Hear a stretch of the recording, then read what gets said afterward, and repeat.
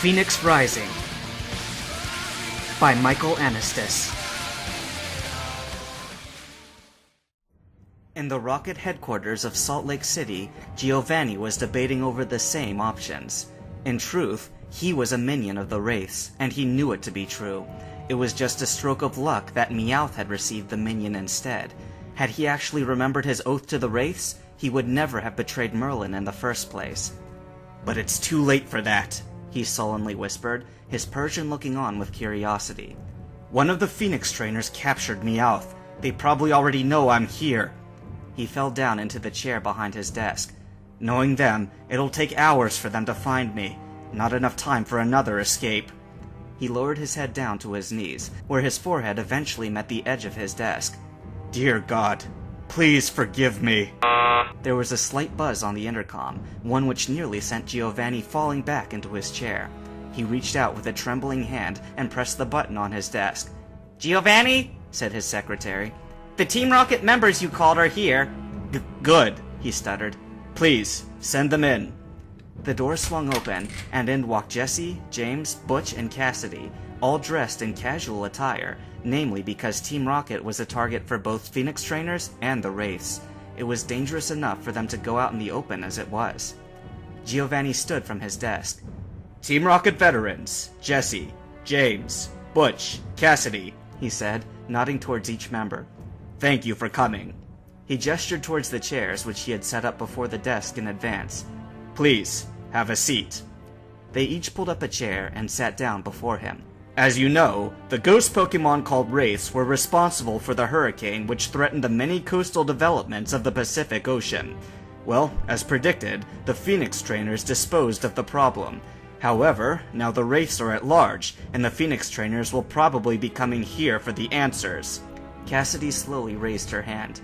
"If I may ask, what answers could they be looking for?" Giovanni took a deep breath. "The location of the wraith's temple. If I were to give that up, I wouldn't live past the next minute, and I seriously doubt that you, or anyone else associated with Team Rocket, would survive any longer than I would." "But that leaves us with no options," said James. "If the wraiths are against us, and the Phoenix trainers are against us, what more can we do?" "Well, let me start off by correcting you," said Giovanni. "Right now, the wraiths are not direct enemies. However, should the Phoenix trainers learn their whereabouts, then they will become a direct threat. That leaves us with one last option." "Attack the wraiths while they're off guard?" said Butch. "For the most part, that is the plan. Obviously, since Merlin has captured Meowth, they already know of our establishment here in Salt Lake City. If we are to survive, then we must leave shortly." He reached into his desk drawer and pulled out a sheet of paper. A roughly sketched map of America had been drawn on it, shaded in different colors in different areas. "Obviously, we won't stand much of a chance against the wraiths with the Pokemon we possess. Even my most powerful Pokemon are meager in comparison to that of both sides." He passed the map to Jesse, who then passed it on to James, Cassidy, and Butch. "Therefore, I have arranged a tour of the United States for the 5 of us.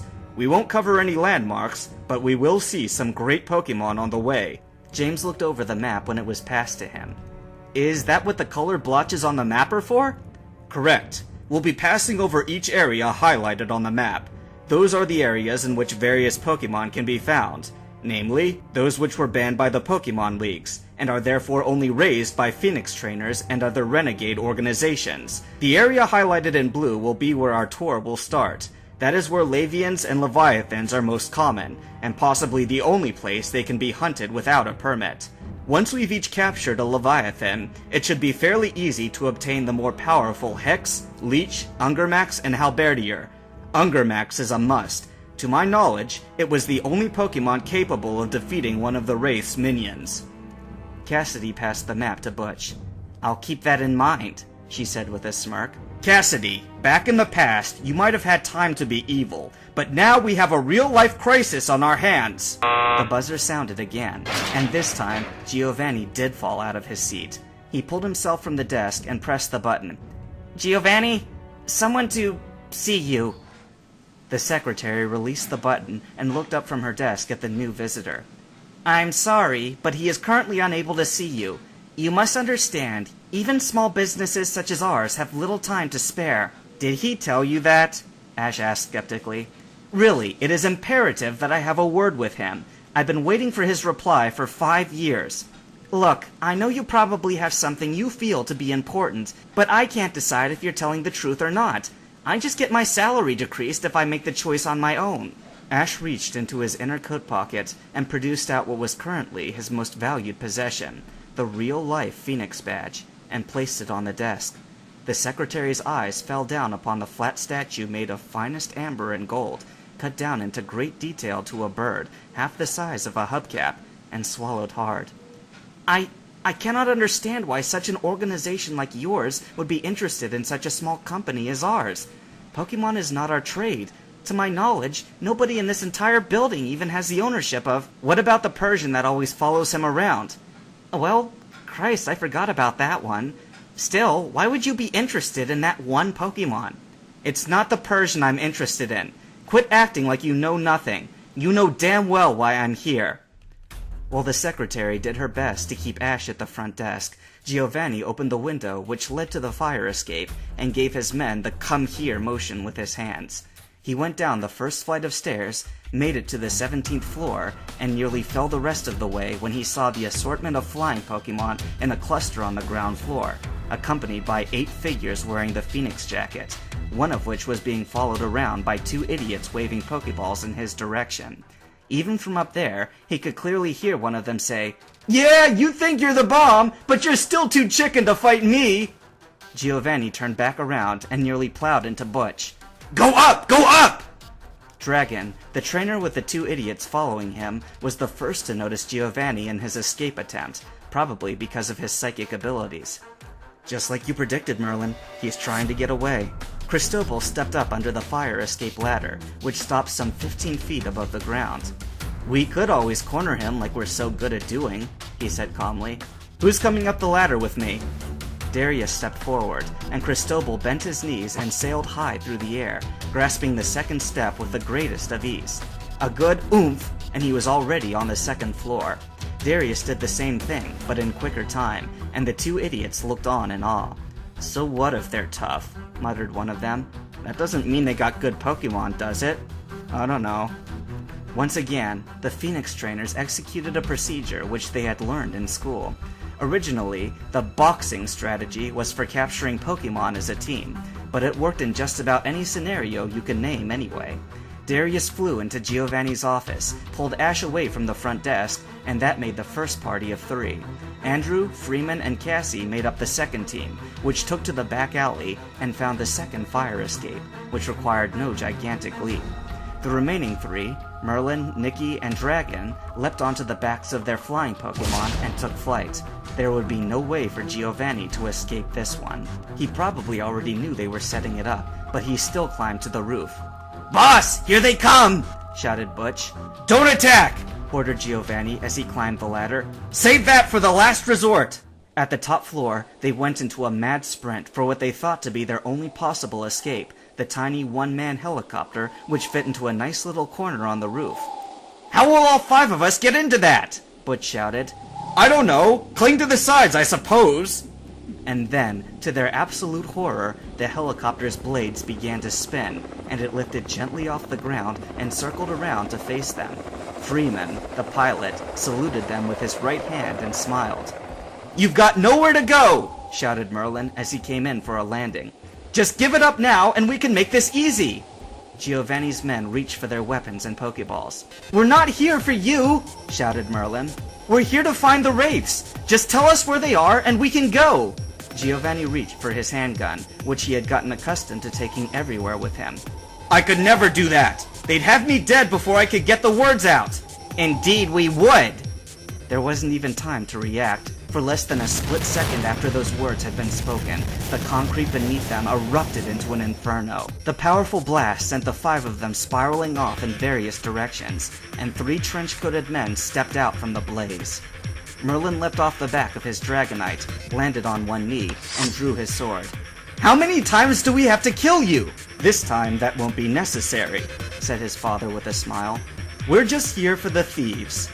Giovanni stumbled to his knees as Gary approached him, and Ash stood in the way, sword drawn, and Pikachu ready to give him the power. "Don't you ever quit?" Gary drew his sword. "You are a foolish one." Ash gave the word, and Pikachu struck the stone with a thunderbolt. "And I am sick of this shit!" A shot rang out, and a bloodstain appeared on Ash's collar. His sword clattered to the ground and faded. Brendan reloaded his gun. "Well, if you're so sick of it, there's no harm in just getting it over with." His eyes turned skyward.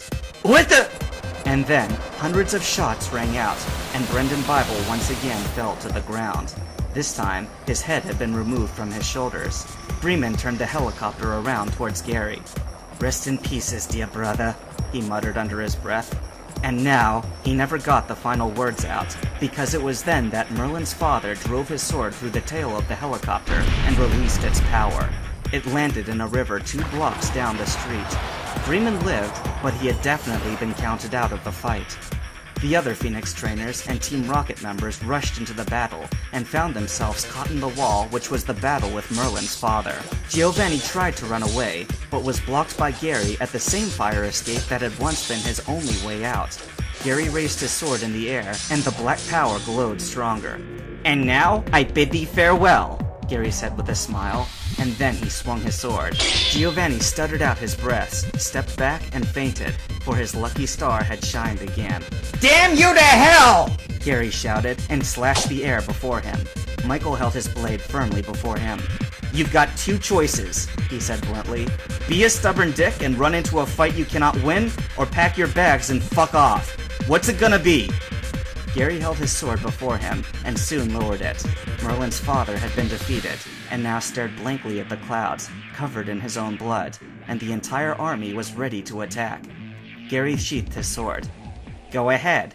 Ask Giovanni where the wraiths are and go there. True that we were sent to prevent such a thing, but I myself welcome the opportunity to fight you on my domain. Then, and only then, will you truly understand the powers of Gehenna." He turned around and leapt off the side of the building. Michael peered over the side, and as he expected, Gary was gone, as were the bodies of the other minions. "Michael?" Merlin choked. "How?" "Find you at the perfect time? Faith told me you were headed for Salt Lake City, and the helicopter that went flying through the air with a screaming priest inside seemed like a good enough clue. The sword? It's contraband, but it's made from the original materials. If you ask me, we should go back to Portland and hire him." It was then that I, making my first appearance on the scene, pointed out what the others had overlooked. "People, there's something you need to see." They all crowded around where I had knelt down and stopped breathing. In the heat of the battle, everyone had forgotten that Ash Ketchum was dead.